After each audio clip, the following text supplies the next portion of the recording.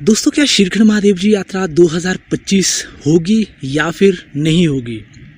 ऐसा दोस्तों मैं क्यों कह रहा हूँ, क्योंकि जिन लोगों को पता है कि श्रीखंड महादेव जी यात्रा 2024 यानी पिछले साल श्रीखंड महादेव जी में क्या हुआ था, वो लोग अच्छे से जानते होंगे कि मैं इस वीडियो के माध्यम से क्या कहने की कोशिश कर रहा हूँ, क्या संदेश पहुँचाने की कोशिश कर रहा हूँ। अब देखो, अगर आप पहली बार आए हैं, चैनल पे पहली बार आए हैं, ठीक है ना, अगर आप श्रीखंड महादेव जी यात्रा पे पहली बार आना चाहते हैं, इस साल आना चाहते हैं, तो आपके लिए ये इन्फॉर्मेशन, ये जानकारी जानना बहुत ही ज़रूरी है कि श्रीखंड महादेव जी यात्रा 2025 होनी है या फिर नहीं होनी है। दोस्तों, मैं जो भी जानकारी, जो भी इन्फॉर्मेशन इस वीडियो के माध्यम से आपको देने की कोशिश कर रहा हूँ, आपने उसको ध्यानपूर्वक सुनना है, बिना स्किप किए हुए, ठीक है ना, आप ही के काम आएगा। तो इस तरह की जो छोटी बड़ी चीज़ें हैं, छोटी बड़ी जो भी इन्फॉर्मेशन है, वो आपको हमारे चैनल के माध्यम से ही दोस्तों मिलेगी। तो इसीलिए दोस्तों आप वीडियो ज़रूर पूरा देखिए। दोस्तों, ऐसा मैं क्यों कह रहा हूं कि श्रीखंड महादेव जी यात्रा 2025 होगी या फिर नहीं होगी? अब देखो दोस्तों, लास्ट ईयर की जो श्रीखंड महादेव जी यात्रा 15 जुलाई 2024 से 27 जुलाई 2024 तक हुई थी, ठीक है ना। अब देखो, जैसे यात्रा खत्म हुई, 27 जुलाई को यात्रा खत्म हुई और उसके ठीक 3 से 4 दिन के बाद यानी 31 जुलाई 2024 को दोस्तों श्रीखंड महादेव जी के शिवलिंग के पास कुछ ऐसी घटनाएं हुई, कुछ ऐसा घटा जिसके बारे में किसी ने परिकल्पना भी नहीं की थी, किसी ने भी सोचा नहीं था कि श्रीखंड महादेव जी में भी ऐसा कुछ देखने को मिलेगा। दरअसल दोस्तों, श्रीखंड महादेव जी यात्रा में जो 31 जुलाई का जो दिन है, 31 जुलाई की जो रात है, वो सुनहरे अक्षरों में श्रीखंड महादेव जी के इतिहास में लिखी जाएगी, याद की जाएगी। 31 जुलाई 2024 रात 11:30 से 12 बजे के बीच में दोस्तों, दरअसल श्रीखंड महादेव जी जो शिवलिंग है, ठीक उसके बगल में आजू बाजू में 2 अलग अलग क्लाउड बस्टिंग यानी बादल फटने की घटनाएं हुई है दोस्तों, घटनाएं हमें देखने को मिली। इस बात से सबसे ज़्यादा आश्चर्यजनक, सबसे ज़्यादा शौकी मैं हूँ, क्योंकि मैंने अपने एंटायर लाइफ में दोस्तों इतने बड़े हाई ऑल्टीट्यूड में जो बादल फटने की घटनाएं कभी ना सुनी है ना देखी है। और पहली बार दोस्तों ये सब कुछ हुआ है कि श्रीखंड महादेव जी जो कि समुद्र से लगभग 18,570 फीट है और वहाँ पे दोस्तों बादल फटने की घटनाएं सामने आ रही है। आखिर ऐसा क्यों हुआ?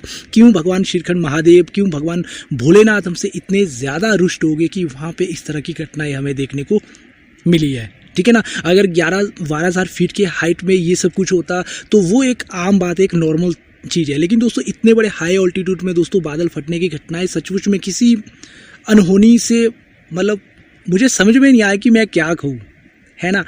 अब देखो दोस्तों, जहाँ से आपकी श्रीखंड महादेव जी यात्रा स्टार्ट होती है, जो लोग पहली बार आए हैं उन लोगों की जानकारी के लिए मैं बता देता हूँ। जाऊँ विलेज है दोस्तों, वहाँ से आपकी पैदल श्रीखंड महादेव जी यात्रा स्टार्ट होती है। तो जाऊँ की एक कुल देवी है। हिमाचल प्रदेश में दोस्तों जितने भी गांव हैं आप देखोगे उनके अपने अपने अलग अलग कुल देवता, कुल देवियाँ होती है, ठीक है ना। तो ठीक वैसे ही दोस्तों जो गांव है उनकी एक अपनी कुल देवी है। स्थानीय लोगों का दोस्तों ये मानना है कि जो उनकी कुल देवी है, उन्होंने आज से लगभग 6-7 साल पहले ये प्रेडिक्शन, ये भविष्यवाणी करी थी, यानी साल 2018 में उन्होंने ये भविष्यवाणी करी थी कि अगर हम श्रीखंड महादेव जी यात्रा इन फर्दर भविष्य में जाके इस पे रोक नहीं लगाते हैं तो कहीं ना कहीं श्रीखंड महादेव जी का जो ग्लेशियर का जो पानी है वो एक टाइम पे एक साथ इतना ज़्यादा यानी इतनी तेज़ी से बहेगा कि वो सब कुछ बहाकर लेके जाएगा, सबको शॉकिंग कर देगा। और दोस्तों, कहीं ना कहीं 2024 यानी जो 31 जुलाई की रात को वो सब कुछ देखने को हमें मिला श्रीखंड महादेव जी में। हालांकि जो कुलदेवी, जो जाऊँ विलेज के जो स्थानीय लोगों की कुलदेवी है, उन्होंने 2018 में दोस्तों ये भविष्यवाणी कर दी थी, लेकिन दोस्तों 2024 में जाके ये सब कुछ हमें देखने को मिला। और उस रात दोस्तों बागीपुल एक स्टेशन है, एक गांव है दोस्तों। पहले बागीपुल, जब आप यात्रा पे आओगे तो देखना पहले बागीपुल आएगा, फिर आपका जाऊँ विलेज आएगा। तो बागीपुल दोस्तों आधे से ज़्यादा रातों रात वो पूरी तरह से जो फ्लड आया था, जो बादल फटा था, जिसकी वजह से आधे से ज़्यादा जो बागीपुल है वो पूरी तरह से तबाह हो गया था दोस्तों। यही नहीं, गानवी और समेज नाम के 2 अलग अलग गांव हैं जो रातों रात गायब हो गए। यानी कि जो दूसरा रास्ता श्रीखंड महादेव जी यात्रा के लिए है वाई ज्यूरी फांचा होके चलता है, वहाँ पे समेज विलेज और गानवी विलेज पड़ते हैं दोस्तों। तो वो रातों रात पूरी तरह से तबाह हो गए, उनका नामो निशान नहीं रहा।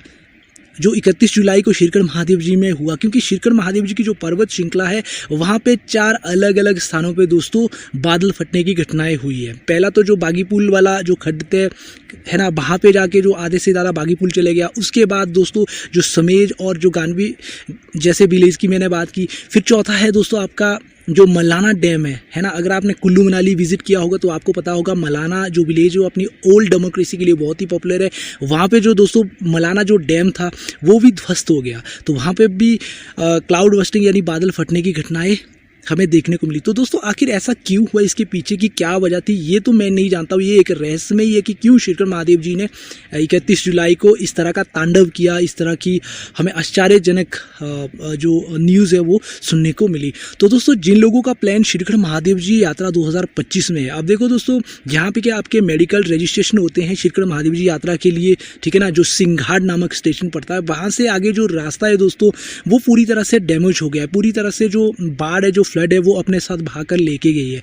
और उसके साथ साथ दोस्तों यहाँ पे भीमडवारी है, भीमडवारी से जब आप पार्वती बाग के लिए चढ़ते हो, ठीक है ना, तो वो वाला जो नाला है वहाँ पर भी जो बादल फटा है, जिसकी वजह से वो जो रास्ता है, जो कनेक्टिविटी है वो पूरी तरह से टूट गई है। तो ऐसे में दोस्तों देखो श्रीखंड जाना अभी बहुत ही ज़्यादा रिस्की है, क्योंकि अभी तो सर्दी का मौसम, अभी तो बर्फबारी आपको बहुत ही ज़्यादा देखने को मिलेगी। फिलहाल दोस्तों श्रीखंड महादेव जी जो ट्रस्ट है उनकी ओर से कोई ऐसी न्यूज़ नहीं है, कोई ऐसी अपडेट नहीं है कि क्या श्रीखंड महादेव जी यात्रा 2025 होनी है या फिर नहीं होनी है। लेकिन दोस्तों जब तक महाशिवरात्रि है, देखो अभी 26 फरवरी को महाशिवरात्रि है, उसके बाद ही हम कुछ इसमें प्लान कर पाएंगे। शायद श्रीखंड ट्रस्ट या फिर स्थानीय लोग इसके बारे में उसके बाद ही वो कुछ ना कुछ कहेंगे, या फिर हो सकता है कि जैसे अप्रैल आपका स्टार्ट हो जाता है तभी से वो अपना काम चालू कर दे। जो रास्ता वगैरह बनाना है उसके लिए बहुत टाइम लगने वाला है, ठीक है ना। तो तब तक हम कुछ कह नहीं सकते कि श्रीखंड महादेव जी यात्रा होनी है या फिर नहीं होनी है। लेकिन दोस्तों इसीलिए मैं बोल रहा हूँ, जो लोग इस बार श्रीखंड महादेव जी यात्रा 2025 में आने का सोच रहे हैं, आपका प्लान है, तो आप हमारे चैनल के साथ बने रहिए, हमारे चैनल को सब्सक्राइब करके रखिए। हर एक छोटी बड़ी जो भी इन्फॉर्मेशन, जो भी न्यूज़ आएगी, सबसे पहले मैं आपको इसी चैनल के माध्यम से अपडेट करवा दूंगा, ठीक है ना। अभी तक फिलहाल सर्दी का मौसम है, तो श्रीखंड महादेव जी यात्रा के बारे में कोई भी किसी भी तरह का अपडेट नहीं है। तो दोस्तों आई होप कि आप अच्छे से जान गए होंगे कि लास्ट ईयर श्रीखंड महादेव जी यात्रा में आखिर क्या हुआ था, क्यों मैं ये कह रहा हूँ कि श्रीखंड महादेव जी यात्रा 2025 होगी या फिर नहीं होगी, ठीक है ना।